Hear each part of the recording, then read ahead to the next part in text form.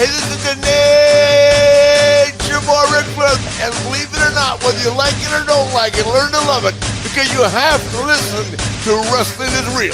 It is the best thing going today. Woo! The worldwide leader of podcasting excellence, the king of podcasts radio network proudly presents The Wrestling is Real podcast, because wrestling needs us. Welcome to the program. This is KOP, episode 784. Thanks for listening in. Finding the show, if you haven't done so, please rate and review on Spotify or Apple Podcasts. Really would be great for you to do that. And also follow me on YouTube. You can find it on the website, wrestlingisreal.com. The YouTube channel's right there. Go right through it. Subscribe. Please subscribe. I'm trying to get to 500 subscribers so I can start monetizing the show. And it's harder for me because I put all my content 18 and older. It's all for adults. So I don't get the advantage of all these others that can put it out for kids and all this stuff.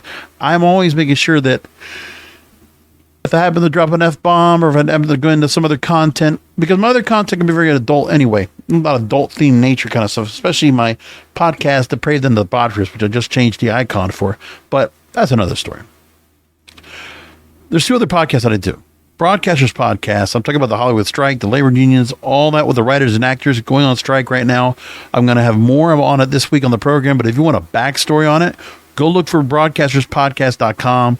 You can find a link to it at wrestlingisreal.com. It's all there for you. Plus, you can also look for my other show, Depraved and the Debaucherous, which I just changed the icon for.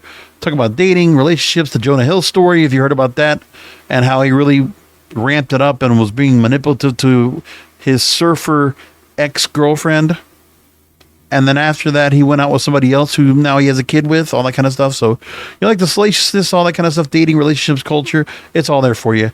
And that website is ddradio.live. ddradio.live. So anyway, back to the show. This past Saturday I did do a post show for Impact Wrestling, or it's actually Sunday. I did Impact Wrestling Slammiversary. I also covered Triple Mandia Tijuana because I happened to be on the same night. And AW Collision. Actually, that was all on Saturday. That's right. It was on Saturday night. So I covered all that for you. And I'll be doing another post show, most likely to cover Ring of Honor's Death Before Dishonor, which is coming up this weekend. We got that coming up, but I'm going to have to figure out how to do, what I'm going to do, if I'm going to even cover it or not. I probably will, but I'll figure out what to do because I got to go and watch two movies this weekend. I've already booked tickets to watch Oppenheimer Friday night, Barbie on Saturday night. So I got that going for me, among other things. Meanwhile, Death Before Dishonor is on Friday night. So it probably won't be the same night. It'll probably be a different night for all I know. Unless I find a way to watch it and watch SmackDown and figure out how I'm going to get it all worked out from there. Because that Oppenheimer movie is 3+ hours. So we'll figure that out. SummerSlam's in 3 weeks. 3 matches already announced. We have scheduled the World Heavyweight title, Seth Rollins versus Finn Balor, which the setup for that storyline right now, as they moved along. Of course, they did a great storyline, a great package to lead up to the match that happened at Money in the Bank. But the dynamic still is in play. Damian Priest still holds the briefcase. Rhea Ripley holds the women's world title. And now Dirty Dom, Dominic Mysterio, now holds the NXT North America title. Beat Wes Lee last night for that. So Finn Balor's odd man out. And I'm pretty sure in the next 3 weeks, we're going to have to hear something about that, where the Judgment Day right now hold a lot of gold, hold a lot of power. But Finn Balor has nothing to show for what he's done so far. He's trying to win. And Damian Priest is already in the point where we're saying, okay, beat Finn Balor at SummerSlam. And then, we'll figure out what to do with the briefcase after that. Something like that. So we got that match set up. Cody and Brock are going to go one more time. A rubber match. That's all set up.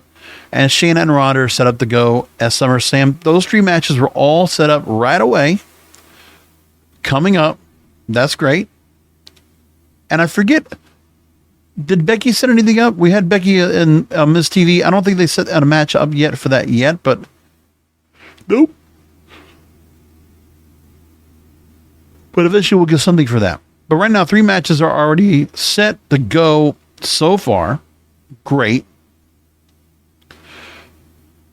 because they started having to make announcements for matches already. They had to do that, and they put that out as the focus of Raw this week.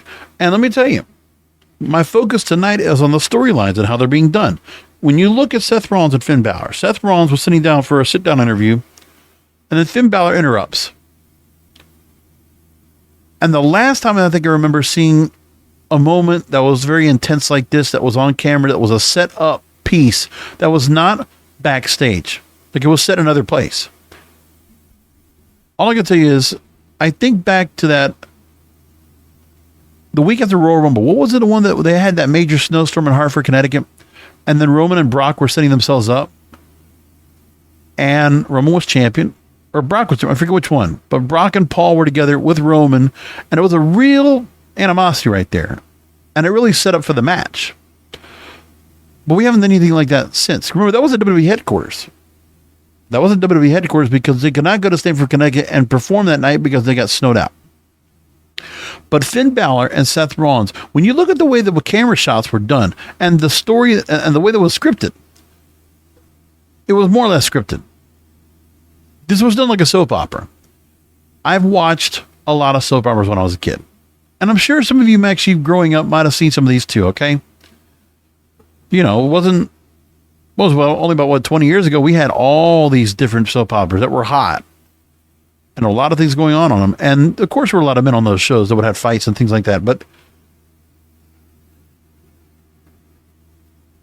what we're seeing right now in the storylines that we get for the Bloodline and for Seth Rollins, Finn Balor, just for example, and Cody as well, you're getting a lot of emotion. There's a passion behind the stars. You're believable. They're definitely engaged in what they're doing. Like, it feels like they're really part of this. This is not something that's scripted and feels contrived. It feels genuine. When they're doing this, you got a bunch of people that are been around the space in wrestling for a long time, for over a decade, most of these stars in WWE, right? And they're figuring it out. So when you look at what's going on with seeing Seth Rollins and Finn Balor, and I just look at the back and forth and what they did and how they set that up. Honestly, I almost feel like playing the clip for you because what they did was so good, and because of what they put out and the setup for it, it really went well. So we got to take this. I'm going to play this clip, and I'm going to just walk through it real quick with you, because I think it's very important just to listen, and just the tone and everything set. It felt was serious, and it's some of the best work that they did to set up the match for SummerSlam. This is the payout. It's the money promo right here that makes this match. I say this, what they did with Finn Balor, Seth Rollins this time around was better than the package they did with setting up Finn Balor and explaining 7 years ago he won the Universal title, had to drop it for injury, and never got a chance to reclaim it back. He was just always held down. So we've already had that match. Now, to reheat this feud, to make it where Finn Balor gets his shot at the world title again, the World Heavyweight Championship. So setting up Seth Rollins, Finn Balor, it was a locker room, but they cleared it out, and they lit it, and they made it looking nice and polished. They go 1 minute with Seth Rollins with Byron Saxton, and then 3 minutes of the interaction with Finn Balor and Seth Rollins sells the match.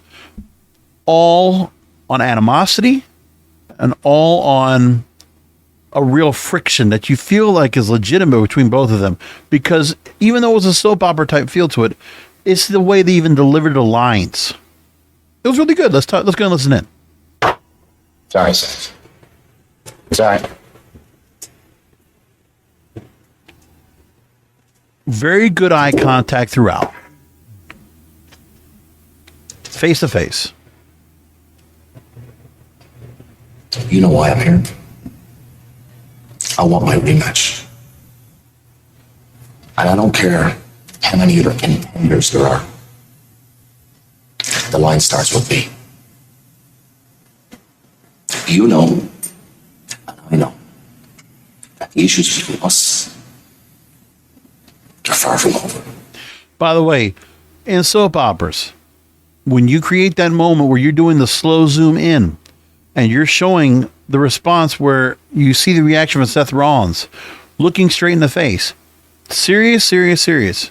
Finn Balor in a low tone of voice, speaking almost cordially, trying to control himself, asking for the rematch because he wants it.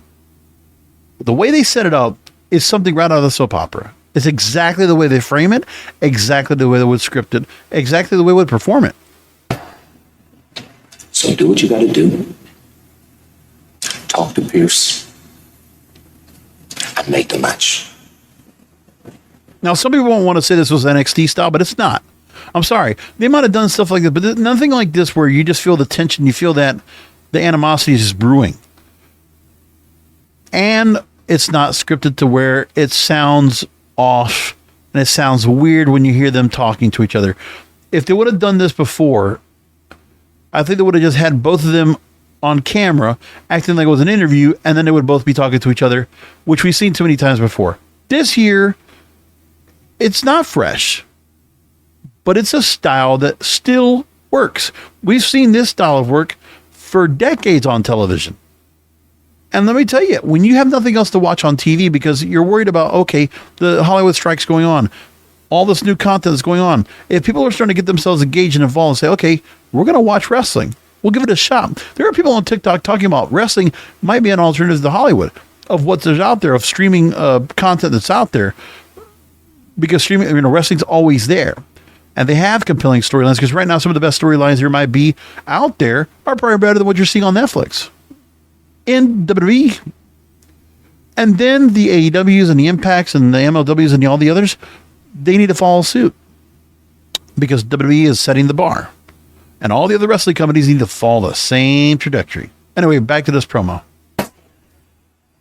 Look, I understand where you're coming from. By the way, remember, they're just talking.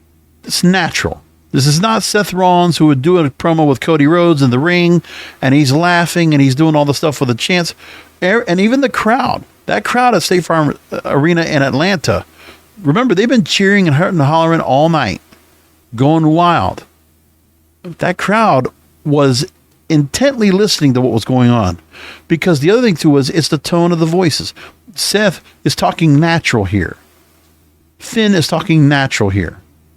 And they're talking at such a pitch that the crowd has to stay somewhat quiet and listen. Because they're also waiting, is Seth going to get this match to happen? Is he going to offer the rematch? Is he going to talk to Adam Pierce? Is he going to comply and give Finn what he wants? Because Finn came right out to him and said, doesn't matter the contenders you have, I'm next in line again. You still got to go through me. You gotta stop living in the past. Time moves forward. No. I'm not living in the past. I'm living in chaos. Now, call back to what they did last month, which was good. And remember, there's a lot of continuity storylines here with the way they're setting it up. But this is a masterclass on when wrestling needs to play soap opera, and it works. It makes it believable. It just works. And that chaos is where I'm going to take the title. I'm going to do to you what you do to me. I'm going to hurt you. I'm going to laugh in your face. And I'm going to take your career. And I'm going to alter it forever. Still stare down? Seth I'm going to responds. say this once. Here we go. The World Heavyweight Championship, it's about more than your personal vendetta. It's bigger than you. Hell, it's bigger than me. And you just want to settle a score? We don't need a match for that. We can do that right here. So I'm going to play that. But look, Seth has acting chops. This is why he was on that Captain America series is coming up on Disney Plus, right? Finn Balor's got acting chops. Now, for everybody that complains about the fact that this is all scripted and they always have all these stars have to be superstars, they all have to be sports entertainers. This is what Vince wanted. Now, not all the stuff that Triple H does is what Vince wants, but let me tell you, if you want what sports entertainment is supposed to be called, this. Not in the reality way that Ultimate Fighter does their stuff, right? Not like that either. Which is legit, but still, it's still kind of played up. This right here, simple. The responses, and that, by the way, that's 2 minutes right there. 2 minutes, eyes peeled, ears intently listening in. And it was great. Like, you really just did something where it just felt strong. And it was compelling, and it was the way the storyline is supposed to be. So when they're doing this, it works for me. It works. And it doesn't feel cheap. It doesn't feel like it's some lowbrow, low quality kind of feel. It's not. And I still think this guy, Rob Fee, there's something where he's involved here, because there are some long-term story people that, you know, they worked on TV shows. They worked on soap operas. Remember, there were soap opera people that came out before, you know, a decade ago, that came into the space. And all those soap opera folks that were there, they probably found their way into WWE right now to sell storylines to do this. It's not that far-fetched to create some kind of a soap opera type storyline right now. Now, you don't have to all do them like this, but you know what? These guys are good enough to go ahead and play this off. And you sold the match. You sold it. And there was a pull apart after that. But like I said, 2 minutes, you sold SummerSlam. You sold the main event so far for that match. Because we don't know if the Bloodlines are part of it yet. We haven't heard anything yet. But we know Roman Reigns and Jey Uso, that's coming up next. Right? The rules of engagement. That's more drama. You remember when TNT used to do that? We know drama. This is it. This is drama. This is drama. We're getting drama right now with the Bloodline. And let me tell you, it's like fucking drama. It's like a Broadway theater out there with the Bloodline and the way they set things up. It really is.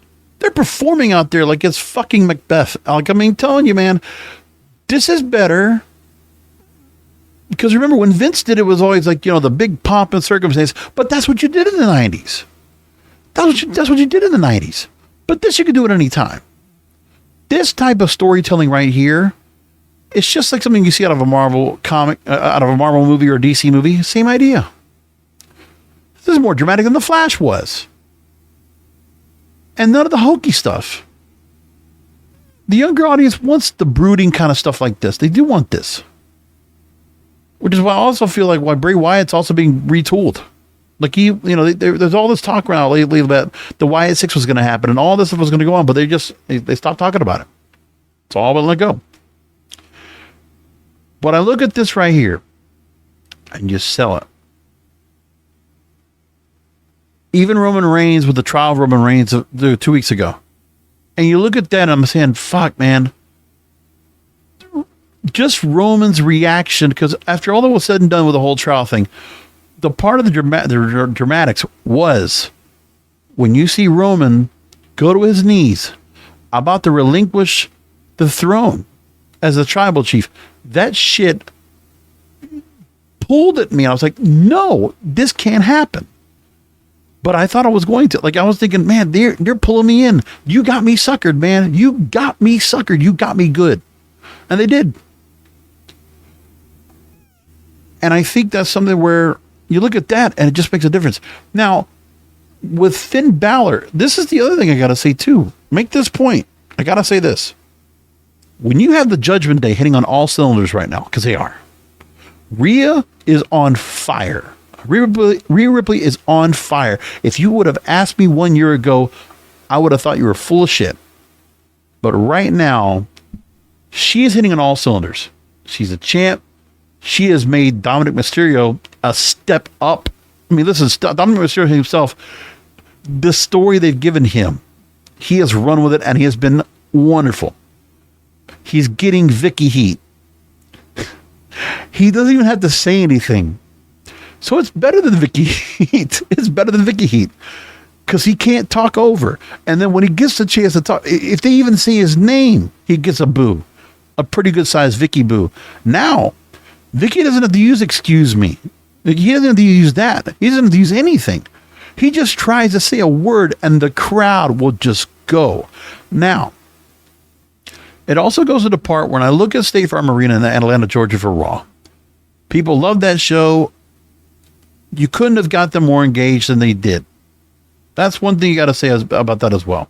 You couldn't get that crowd much more engaged. But look at the way that they set things up and how they went ahead and put together the night, which, I mean, I did watch all of Raw. And, you know, it was one of those things where we had SummerSlam coming up. We had to wait and see what we were going to do. But like I tell you, the ratings went good. Almost 1.9 million viewers. Almost 2, which is basically what you're going to be able to get until football gets here. Like right now, this is what they're going to get. And dare I say, we're almost 1 year since Triple H assumed the helm as chief creative officer and basically had to run the day-to-day, and Vince had his scandal, of which he survived. But it all was going on 1 year ago today. And then we look here now, okay, and I look at what they're doing, you know, the setup to all the matches they're going to do later on the night. You know, when you have Liv Morgan and Rocky Rodriguez tag team title match, Brock Lesnar is going to confront Cody Rhodes, all of that. Like, they're setting up stuff on a regular basis. They're teasing up matches, and they're giving you content on a regular across the board. It's just good stuff. They're figuring it out, and it's working. And now leading up to SummerSlam, they're hitting on all cylinders, and it's good, and it works. Now, the other thing is, when you look at the results and you look at what they set up to get the crowd into it, listen, they get emotion, they get them to chant, they get them like hooligans. Now, this is where Triple H is learning for the fact that all the other people back there are listening. Listen, look at what the crowds are doing to get them to go hot. Remember, it's not just hot crowds anymore. Atlanta has always been kind of like, it's been good, but never been like Chicago or Philadelphia. Like, it's not, we're not getting the thing like, oh, certain crowds are a certain way. No, it doesn't matter where they go. Wherever they go, they're getting a response. And so when they go across the board, okay, Cody, they're chanting his song. Then the whole setup with Lesnar. And then Riddle comes out and the bro chants start going. Right? And Gunther and Riddle have a great match. Then you get Judgment Day. And Judgment Day across the board, you're seeing all that shit going on. That's like, wow. You know, there's just so much shit going on. Also, Rhea getting involved with the tag team titles and basically helping Chelsea Green and Sonya Deville win the tag team titles, which is fine. I got no problem with that. And Raquel dropping the ball, getting hurt. And what happens is they do the thing where Liv and Raquel, they can't keep the belts because one of them gets hurt. So they do the same thing here. So will there be a split? Something tells me that we're going to probably get some kind of a split. And I think maybe Raquel will be the one that will turn heel. Feels like something like that's going to happen.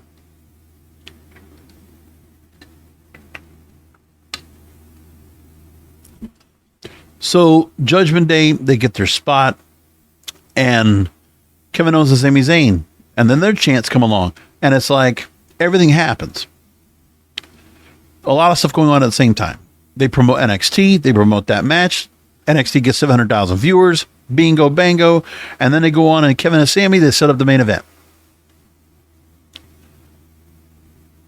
And then after the tag team match and the change of title, we get that sit-down interview with Seth Rollins. So you get the Viking Rules match. You know, it's fine. It's a good mid-card match. Everybody likes Maxine out there, adding some extra mix to it. The Viking Rules match, it's one of those gimmick matches they always do, whatever. And then Baszler squashes Nikki Cross, only to set up Ronda coming out and confronting Shayna to set up a match for them. And then you get Miz TV and Becky Lynch and more of going on. Trish, like there's all these different storylines that are just moving along, right? Ricochet challenges Logan Paul next week, so you got to get Logan Paul back. Shinsuke chant so they can get with Bronson Reed. done. And now Tommaso Ciampa's coming out after Reed. So, like, you know, it's all these things where there are things to give a reason for fans to get engaged, to chant, they get to sing along, they get to act like hooligans all night, like it's a soccer match. They're creating that vibe. And people want to go to these shows. And how many times do we see shows that they're just selling them out? Now, Madison Square Garden, sold out. Atlanta, sold out. Orlando's going to sell out. That's what they're doing. And it works.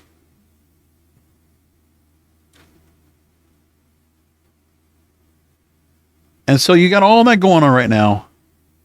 And I like it. You're creating the whole environment where, like, okay, here's some seriousness, here's some fun, here's some playfulness, and here's fan favorites all over the place. Not just fan favorites, but fan favorites that the crowd is over with them because they get to do something with them. And they like them because they were behind it for a long time. When it comes to Owens and Zayn, with Nakamura, I don't know how so much about that. Becky, there's so much into her, especially with Trish Stratus on the other side.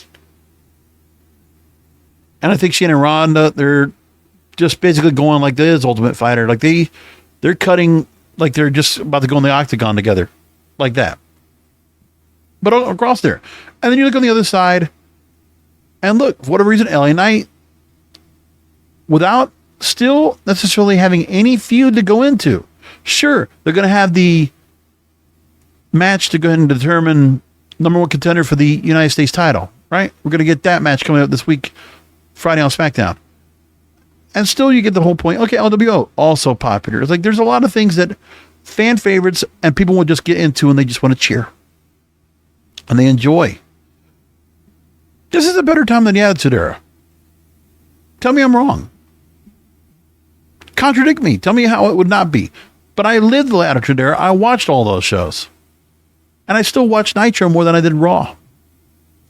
Head to head, that's always all it was. Because for Nitro, I got wrestling. And I got the wrestling I wanted, and I got some of the stars I wanted to see. Like, I get to see cruiserweights, and I go and get to see some of the other stars I wanted to see. You know, like, with it's just what it was. I'm also growing up with a lot of WWE guys as well. So see Hogan and Piper and Flair and, you know, all that. So I'm looking at what they're doing over there on that side. WWE on all cylinders is doing really good stuff. You're giving us 3 good matches so far. And we can still wait and see what they're going to do with Logan Paul. So Logan Paul, Ricochet, they set that up. Do they give LA Knight a match? And by the way, has LA Knight even had a match on pay-per-view? That's well, besides Royal Rumble, has he had a match on pay-per-view since? I want to find that out and see if that's, you know, what he's done. So let's look at this match history. We'll look at that real quick.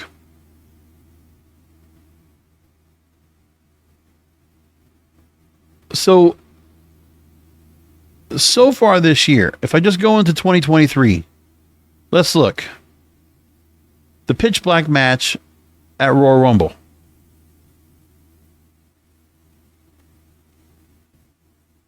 And by the way, if you look at what he's been doing, he just has matches with matches. It's not like he's necessarily doing anything. The last real program he had was Bray Wyatt. And they went after SmackDown, or after Royal Rumble, they kept moving along and having him out there. He'd have his occasional match with Ricochet, an occasional match with Santos Escobar, or Drew McIntyre, or Cody Rhodes.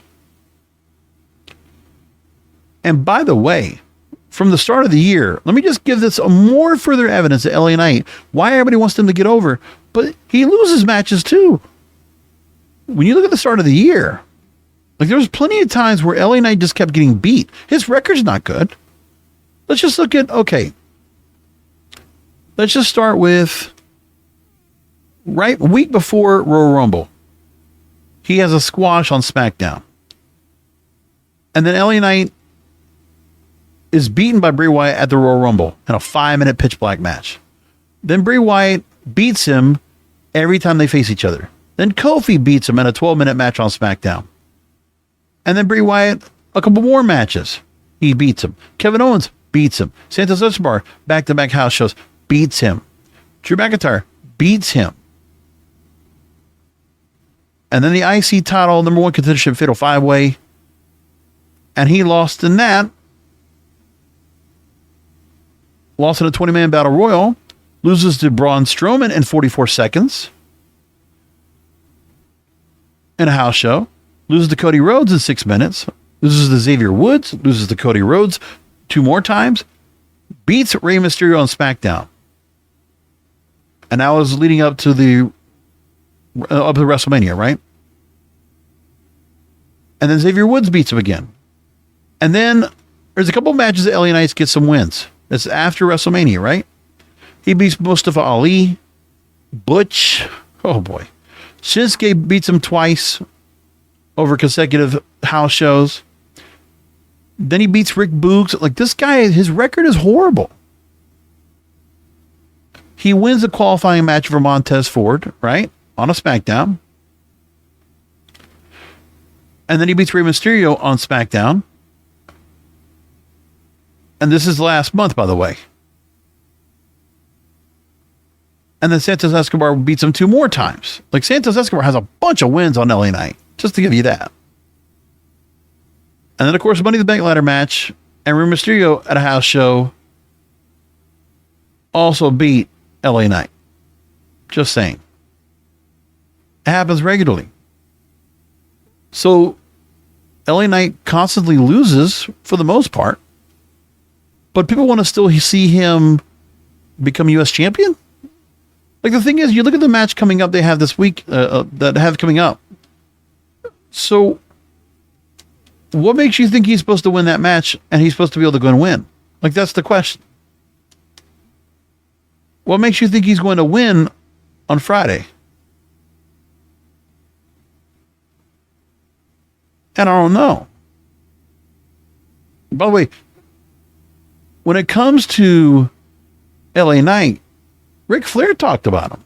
Let's talk about that real quick. And don't judge me, but something about Ric Flair and Fox News decided to pick it up. I don't know why, but I'm going to read it anyway. So,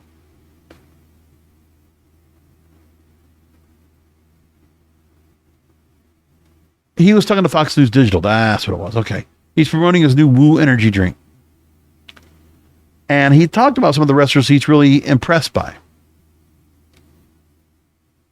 That Ric Flair says there's one wrestler right now that's piqued his interest in terms of athleticism and having balls.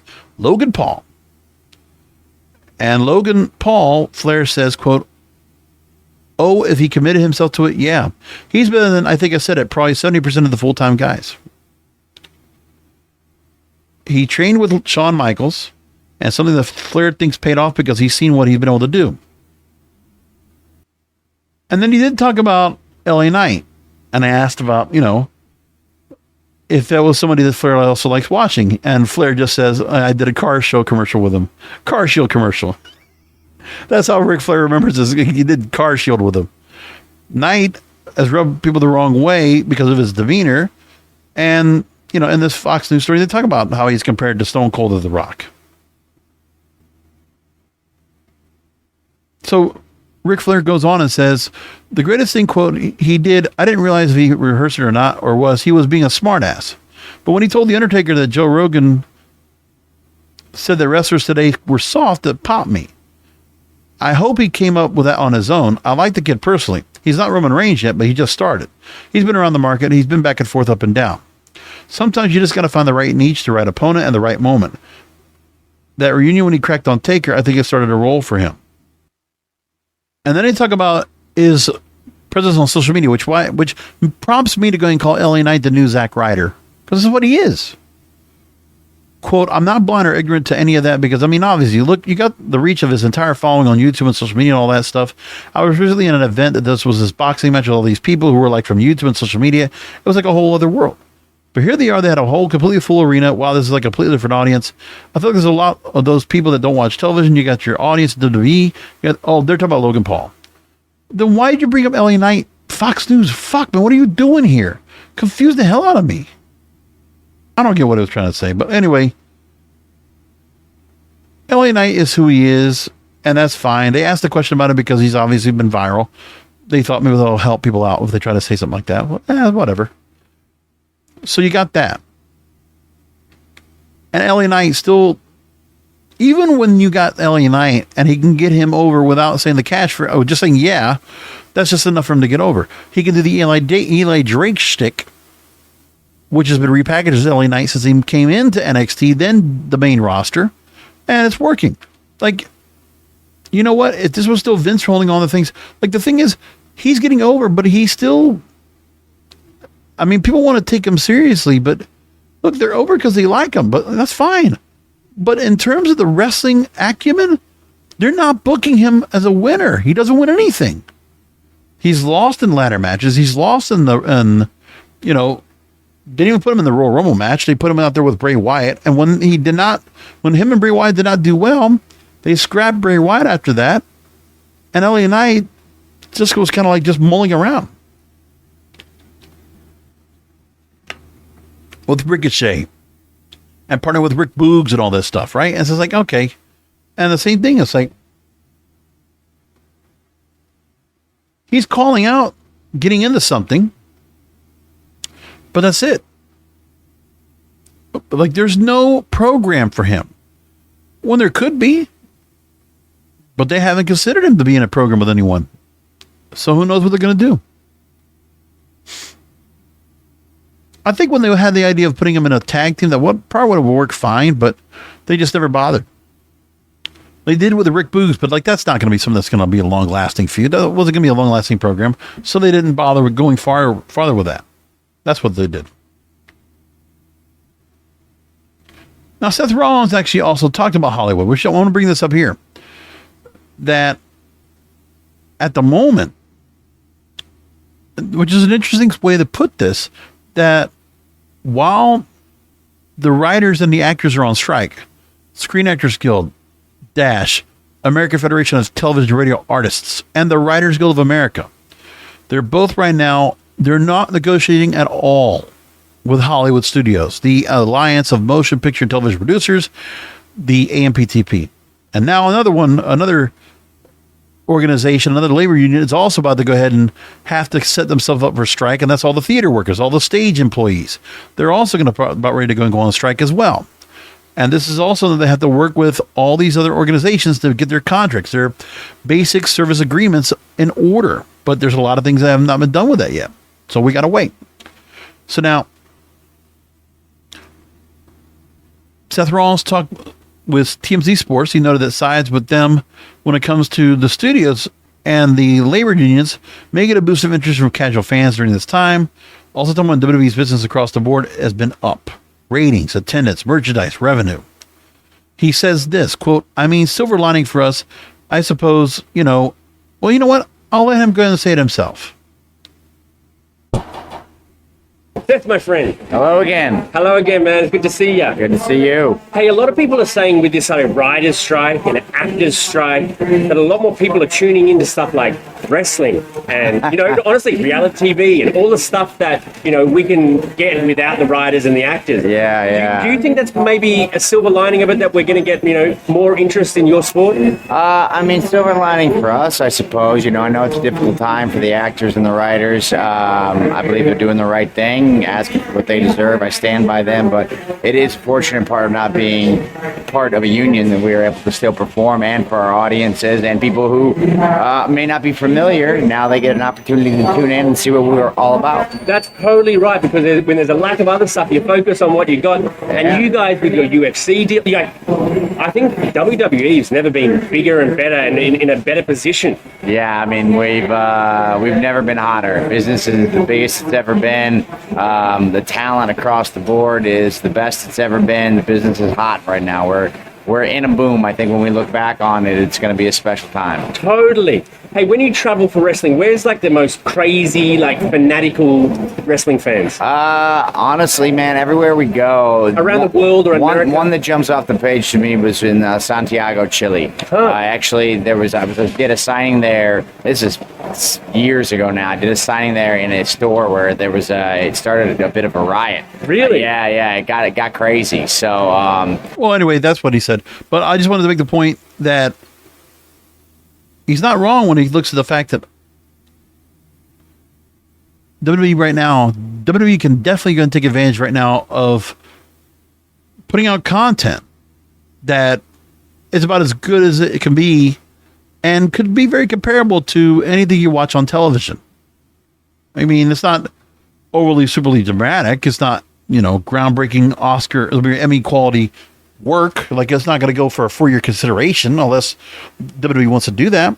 But the one thing that was being mentioned in the story was the fact that we also look at the possibility that the negotiations with Endeavor and the broadcast networks, they can do this right now while the unions are doing what they're doing. Whatever. They're just kind of like relaxing, chilling out. And they can do that. So that's what I got for that. Let's move on to MLW. Let's be MLW. Let's go to AEW next and talk about that.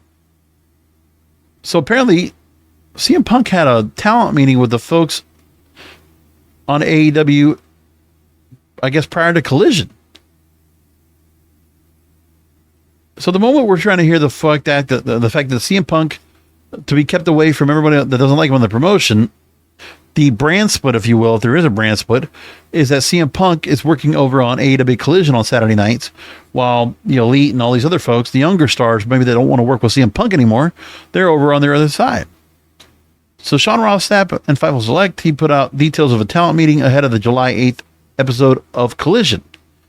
And it was largely about how Collision differentiated itself from Dynamite to the point where many of Dynamite's usual detractors have been taking liking to Collision. And some talent in the promotion who wasn't there didn't know a meeting was held. CM Punk led it. And several topics were brought up and discussed regarding how the show could separate itself from Dynamite, including the finishes of some matches. The meeting was also reviewed what was and wasn't good for Collision, including finishes. And they also covered how AEW promoted its projects and shows. Safety guidelines were also covered during the meeting. But CM Punk, back in the spot as a locker room leader. And we get the chance to go and do this right now in front of the folks that are working Collision. Interesting. So that works out.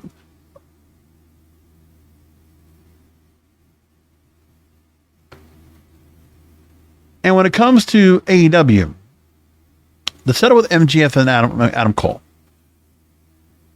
they are doing a really good job right now with the buddy cop kind of feel to them, okay? Now, of course, they've done this with MJF, that he could be the devil incarnate within, and he can screw over Adam Cole. But right now, they are pretty much trying to show that Adam Cole isn't taking all the shit. They're still working with each other because they can definitely win the tag team titles. They have a chance to go up against FTR. Maybe MJF will not be putting up the belt on the line anytime soon, but they're not worried about that because he's working right now this.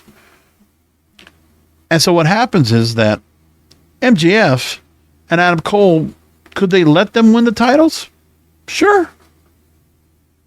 And they could definitely stretch everything out where MJF is not defending that belt. They could do that. And then really do the same thing like they did with, like how, where MJF is long-term champion. And they're just propping up Adam Cole and using his spot, and they're both so over.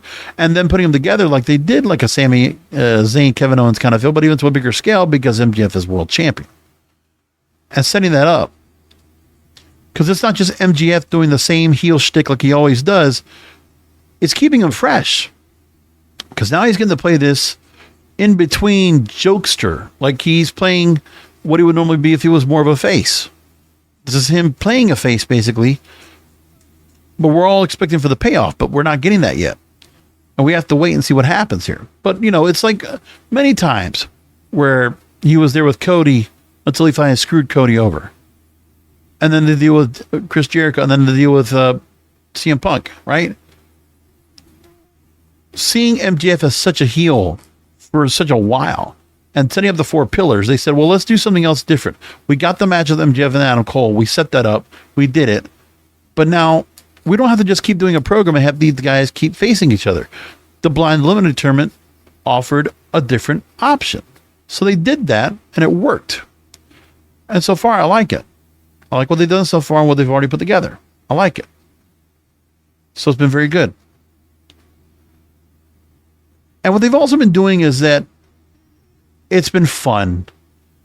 What they're not necessarily doing anything that's very scripted or very dramatic at all. They're just doing fun stuff. They're basically acting like they're on TikTok videos, they're on Instagram, they're on YouTube. They're playing it off, and you're kind of getting to know a little more of the side. Like MJF's certain character, he's always been like this bad guy and always had this certain attitude, and Adam Cole's starting to rub off on him. And the gimmick of better than you, baby, is working. Believe it or not. And then meanwhile, with AEW, what they have on their other side is they have to deal with the blood and guts that they had tonight, which was a ridiculous match. A bed of nails. Jon Moxley, man, he is enjoying himself as the Extreme King, man. He feels like he's all CZW again. Wild. Because that guy looked like he went through a lot. And Wheeler Yuta the same way. Broken glass. And all that blood going on, man. Wow. Elite gets the win. I wonder where Bryan Danielson is going to be in all this. And then they're setting these up with the Don Callis family, where there's going to be something that's going to play up to a head with that. I want to see where that goes, because Don Callis family sounds fantastic. I'm all in for it. And then you look on Collision, and they're doing a deal with Andrade and the House of Black, and who's going to help him out with that. And now, also in Blood and Guts, Pac defecting from his team with the Blackpool Combat Club with that, and setting things up there. And we want to find out what that's all about. And I'm like, okay, I'm curious. You got me interested. So there's that. And the Owen Hart Tournament was a nice little run, but now we need some other programs on Collision to really stand things out. And I will have to say this. Of course, I did talk about Collision on Saturday night, but I also didn't say anything close to what needed to be said about the hour-long tag team title match with FTR and Bullet Club Gold. It's nice that AEW still realizes they could do 60-minute matches. It works. We like that. We can still have that. What we're getting is some of the old attributes that AEW is giving right now that we would see in NWA back in the day. Remember that in the caliber of wrestling, but we're getting matches that have a whole lot going on, and they can stretch it to an hour.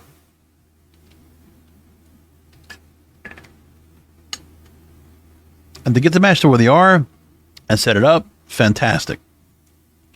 So I like it all together. It's good stuff.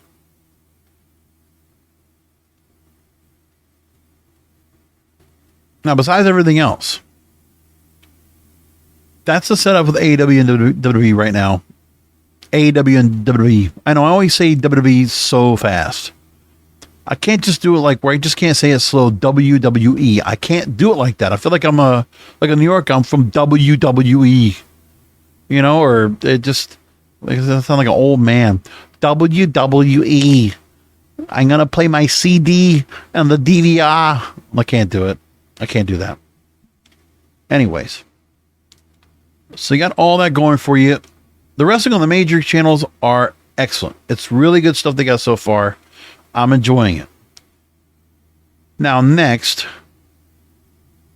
let's get into some other things when it comes to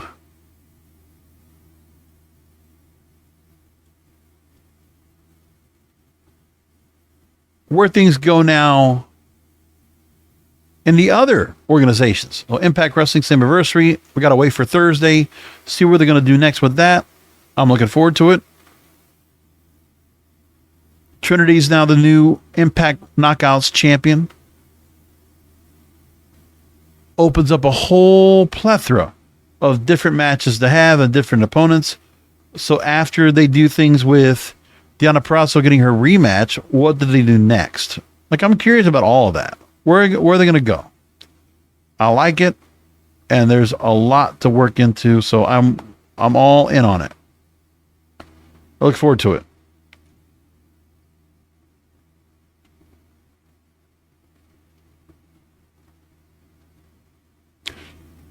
So a few other things when it comes to Impact Wrestling.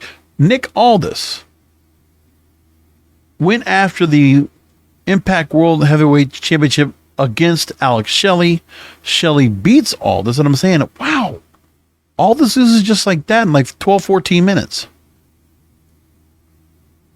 And I'm like, well, that's a pretty commanding victory by that Aldis took a pin like that. Or yeah, he lost. And I'm saying to myself, okay. And then Josh Alexander comes back. So like, okay, as I said on the Slammiversary post show, Alex Shelley most likely is going to go ahead and probably drop the belt to Alexander. Alexander gets back to start reigning once again, which is what I hope will happen. Nothing against Alex Shelley. I'm glad he got to be a champion. I don't think he's somebody that's long for the belt. I think you switch it back over to Josh Alexander. There are other feuds for Alexander to get back into, namely Steve Maclin. If you had to give me somebody, give me back with Steve Maclin. Let's get back to that, or we can go into some other spots, whatever you want. And as for Nick Aldis, so Impact Wrestling had him on a short deal. He was not there for a long time. 3 months. He came back during Rebellion, where he made his return, fights the Slammiversary, he's out. So he was only there for a little bit. And apparently it's because WWE is interested in Nick Aldis. We've heard that before. PW Insider Elite say that there's sources that are very high on him, and now that he's free and clear, and his name has been discussed internally as a potential producer in recent weeks. So they might not have him out there wrestling, but they might have Nick Aldis come in and work backstage. Interesting. I still think there's room for Nick Aldis to do some wrestling, but yeah, I guess he's not somebody they want to have on the main roster working. That's okay. Maybe that's what he wants. He's already made his mark in Impact and NWA. Like he built NWA up to where it is. Let me tell you this.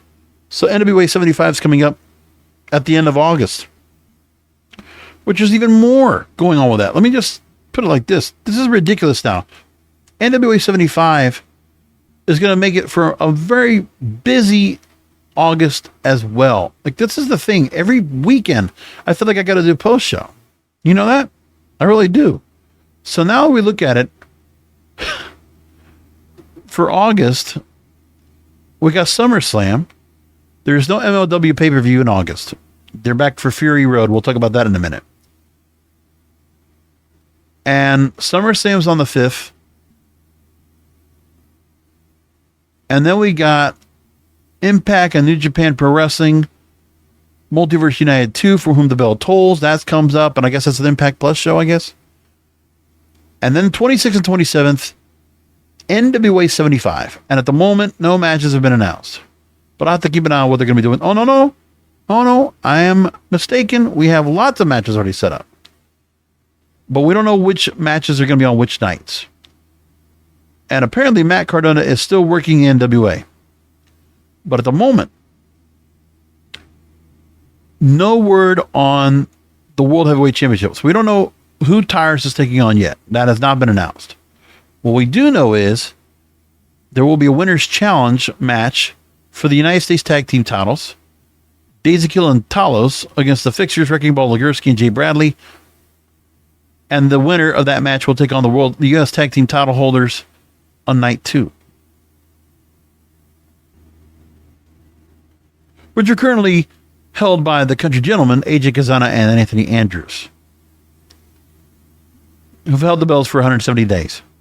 Now, the junior heavyweight title will be on the line. Kerry Morton will take on Colby Carino.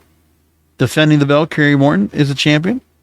Triple threat match for the national championship, the NWA national championship. Odinson, J.R. Kratos, Thrillbilly Silas Mason. My guess is Silas Mason will win that. That's what I think. Then you got the Invitational to Mildred Burke, a number 1 contenders match for the NWA Women's World title. Samantha Starr, Baby Doll's daughter, Allison Kay, Heather Monroe, Sierra, Ruthie J, CJ, MJ Jenkins, WAD, and Taylor Rising. And someone else to be announced. And then you got the NWA World Tag Team titles, La Rebellion defending against Blunt Force Trauma. And they're all with their own managers. Vampiro will be leading La Rebellion down to ringside, and Aaron Stevens is accompanying Blunt Force Trauma. And Camille versus Natalia Markova for the Women's World title will be on the first night of NWA 75. Of course, I'll do a post show for that from the Chase, by the way, the Chase Park Hotel in St. Louis. Good stuff. So we'll start keeping an eye on that because now we're going to have matches we got to set up and build all to that. After they did all their stuff with the World as a Vampire Tour where they were going out to Australia, going out to Mexico, now they're setting things up so we can get the NWA 75 stuff. So we'll go ahead and watch that and keep an eye on it for you. So there's 3 more nights, 3 more weekends I got to worry about pay-per-views for post shows. What can I say? It's a lot, man. There's a lot going on. Matt Cardona is going to be at Fury Road, and he will be there Sunday, September 3rd. But they have not said anything yet about what's going to go on. But they had the MLW Open Draft, we just talked about at Never Say Never, and Matt Cardona appeared. So now you got that set up. And I guess Mr. St. Laurent is now going to be accompanying Matt Cardona down to ringside. Because there was a whole deal about he helped to make the announcement for Matt Cardona. We'll figure that all out. And Fury Road will be at Philadelphia's 2300 Arena, the former AECW arena. And let's now get into Ring of Honor's Death Before Dishonor. I'll just do a quick rundown of what I think are the preview predictions for it. So let's go and do that real quick. Claudio Castagnoli will have an opponent yet to be determined. And at the moment, I don't know if they've actually announced who that's supposed to be yet. But I should go ahead and take a look right now and see if they have made that announcement yet. Because they said they were going to do it after Blood and Guts. They have not announced who Claudio Castagnoli's opponent's going to be at Death Before Dishonor. But we do have a bunch of matches that have already been set up. So we do know the TV title's on the line, and Dalton Castle will take on Samoa Joe. Samoa Joe's putting the title up on the line. Ring of Honor Pure title will be Katsuyori Shibata against Daniel Garcia. Daniel Garcia is the title holder right now. Athena will defend the Ring of Honor Women's Championship against Willow Nightingale. And Willow Nightingale just won the Owen Hart Tournament on the women's side, so she's coming off of that. This will be their third match with each other. Then you got the Ring of Honor World Tag Team titles. The Lucha Brothers will put them up against the Kingdom, Matt Taven and Mike Bennett. Best Friends, Chuck Taylor and Trent Beretta. And Aussie Opens, Mark Davis and Kyle Fletcher. That's what we already know so far. Those 4 matches have been announced. There's going to be more to set up, and that's coming up Friday. So we'll figure out what they're going to do with all that setup, but that's a pretty good card right there so far. So I plan to do something of a post show. If it's not on Friday night, I will do it on Saturday as best I can. We'll figure it all out. That's the show for tonight. We're going to leave it there. Thanks for listening in. Fun of the show as you always do. I appreciate all of you. And just quick reminder, if you haven't done so, follow me on social media. You can also follow me Twitter, Facebook, Instagram, TikTok, and trends at King of Podcasts. You can find all my programming. I actually just redid the website, kingofpodcasts.com. You can find all my content. So the Broadcasters Podcast, the Praise and Debauchers, and all my music programming where I curate Spotify music playlists of all different music. Check it out for yourselves.